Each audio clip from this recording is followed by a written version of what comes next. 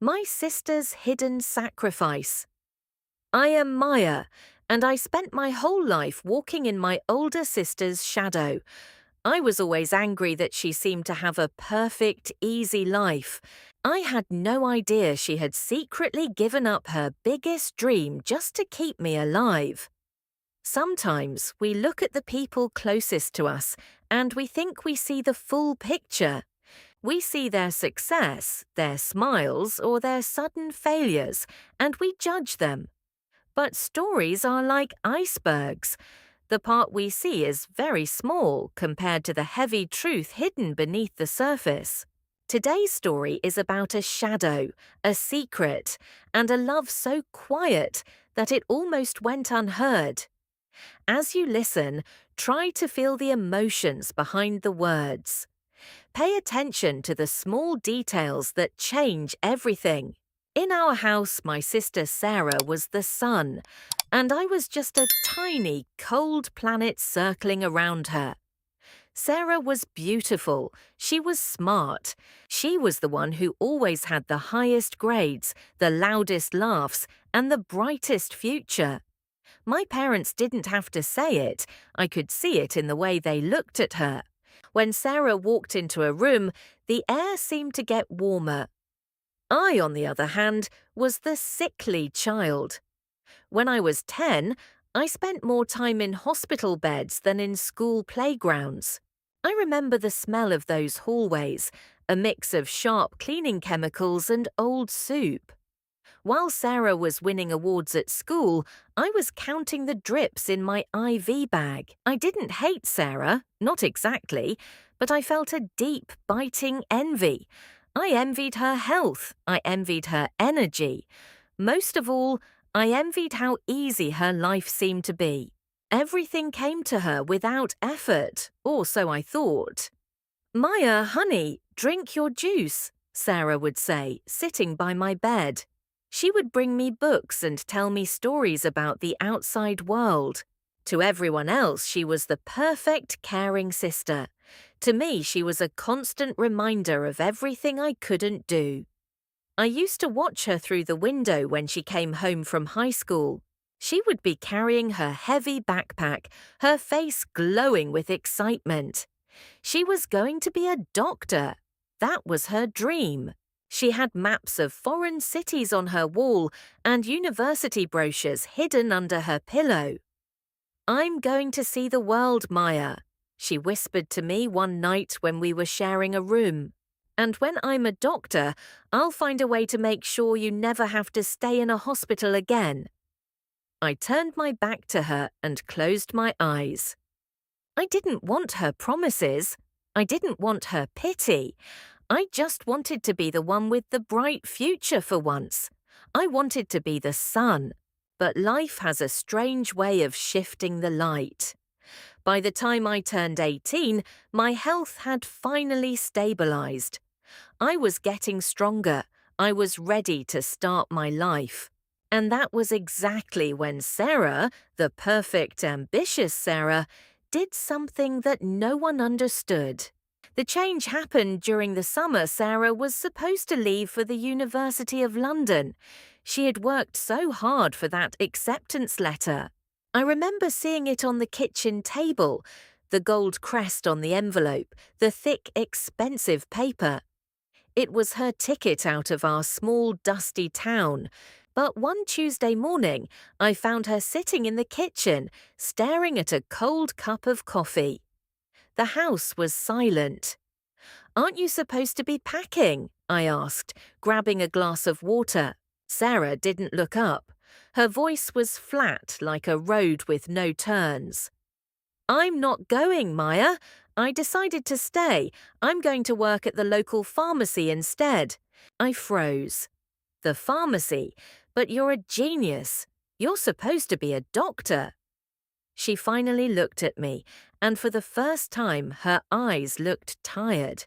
Not the tired you feel after a long day, but the kind that comes from a long year. "Plans change," she said simply. "I'm just lazy, I guess. I don't want to study anymore. I want to make money now." I felt a rush of cold anger. I thought she was being selfish. I thought she was throwing away the life I would have killed to have. Over the next year, my envy turned into a sharp, quiet loss of respect. While I went to a local college, Sarah worked double shifts at the pharmacy and then a second job at a diner in the evenings. She stopped buying new clothes. She stopped talking about the world. She became a shadow of herself, quiet, grey, and constantly exhausted. She's just content with being ordinary, I told myself. It was easier to believe she was a failure than to wonder why she had changed. It stayed that way for 3 years. I graduated, I got my first real job, and I felt proud. I felt like I was finally moving ahead of my lazy sister. Then came the day of the attic. My parents were planning to move to a smaller house, and they asked me to help clear out the old boxes. The attic was hot and smelled of dust and old memories. I was pushing aside a stack of my old childhood drawings when I saw a small metal box tucked behind a wooden beam. It was Sarah's.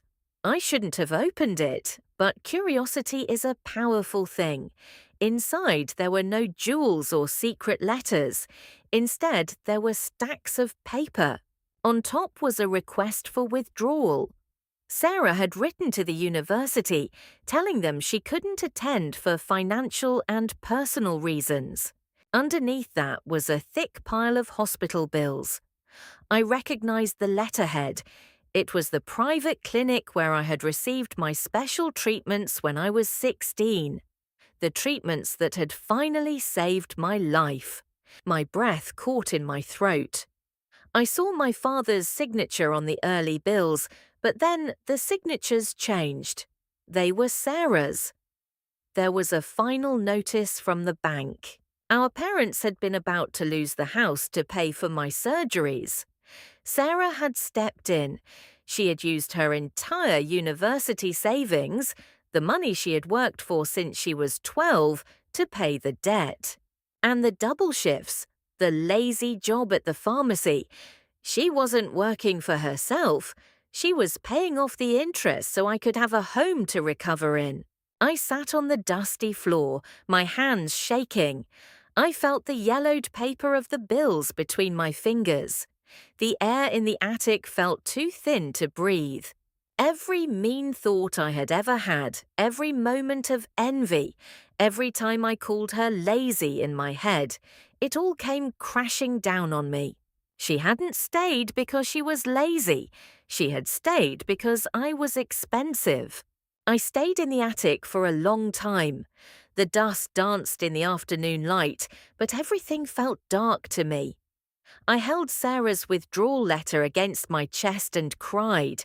They weren't just quiet tears. They were the kind of sobs that make your whole body ache. How could I have been so blind? I remembered all those times I had walked past her in the hallway, looking at her tired face with judgment. I thought she was a failure because she stayed in our small town. I thought I was the success because I was moving forward, but my progress was built on her sacrifice. My health was bought with her dreams. I felt small.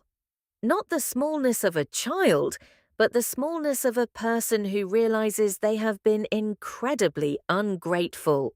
That evening, Sarah came home from her shift at the pharmacy. Her shoulders were hunched, and there were dark circles under her eyes. She looked like a candle that was burning out. She dropped her keys on the table, the same wooden table where her university dreams had died 3 years ago. "Maya, are you okay?" she asked, noticing my red eyes. I couldn't speak. I just held out the metal box. The air in the kitchen suddenly felt very heavy. Sarah's face went pale. She didn't get angry. She didn't shout. She just sighed, a long, weary sound that broke my heart all over again. "You weren't supposed to find that," she whispered. "Why, Sarah? Why didn't you tell me?" I choked out. I spent years being angry at you. I thought you were lazy. I thought you didn't care about your future. Sarah walked over and took my hands. Her palms were rough from work. If I told you, you would have felt guilty. You wouldn't have focused on getting better. You would have tried to stop me. She smiled weakly. Being a doctor was my dream, Maya. But having a sister who is alive and healthy, that was my priority. Guilt can destroy you or it can change you. For a few days, it almost destroyed me. But then I looked at Sarah asleep on the sofa, still wearing her work uniform because she was too tired to change. I realized I couldn't change the past, but I could change her future. I started small. I took a second job as a freelance editor at night. Every penny I earned didn't go toward new clothes or a better phone. I opened a secret savings account. I called it Sarah's Flight. I also changed how I treated her. I started cooking dinner before she got home. I did her laundry. I listened to her when she talked about her day at the pharmacy. For the first time in my life, I wasn't trying to outshine the sun. I was trying to keep it burning. "You've changed, Maya," my mother said one Sunday. "You seem more present." "I'm just learning how to be a sister," I replied. It wasn't easy. I worked 16 hours a day sometimes. My eyes burned from the computer screen and my back ached. But every time I felt like quitting, I thought of those hospital bills in the attic. I thought of the gold crest on the University of London envelope. I wasn't just saving money. I was trying to buy back the years she had lost. I was trying to prove that her sacrifice wasn't in vain. I wanted her to know that the shadow she had lived in was finally disappearing, and I was going to make sure she felt the warmth of the sun again. 3 years passed. 3 years of early mornings, late nights, and the kind of exhaustion that makes your bones feel heavy. But it was a different kind of tired than before. It was a purposeful tired. Sarah was still at the pharmacy, but she seemed to have accepted her ordinary life. She didn't talk about medicine anymore. She didn't look at maps. She just lived day by day, carrying the weight of our family on her quiet shoulders. She didn't know that every month the balance in the Sarah's Flight account was growing. Finally, the day came. I had coordinated everything with the university admissions office in London. Because of her previous high marks and the unique personal circumstances of her withdrawal, they were willing to offer her a place again. I invited her to a quiet dinner at the same wooden kitchen table where it had all started. "Sarah, I have something for you," I said. My heart was pounding against my ribs like a trapped bird. I handed her a thick, gold-crested envelope. It looked exactly like the one from 6 years ago. Beside it, I placed a printed bank statement and a plane ticket. She looked at the envelope, then at me. Her hands began to shake. "Maya, what is this? I have a job. I have responsibilities." "No," I said, my voice firm but thick with emotion. "Your only responsibility now is to yourself. The debt is gone, the house is safe, and this," I pointed to the bank statement, "is 6 years of my life saved for yours. It's your tuition, Sarah. It's your dream returned." Sarah didn't scream or jump for joy. She did something much more heartbreaking. She leaned her head onto the table and wept. She wept for the years she had lost, for the dreams she had buried, and for the heavy silence she had carried alone. I walked over and held her.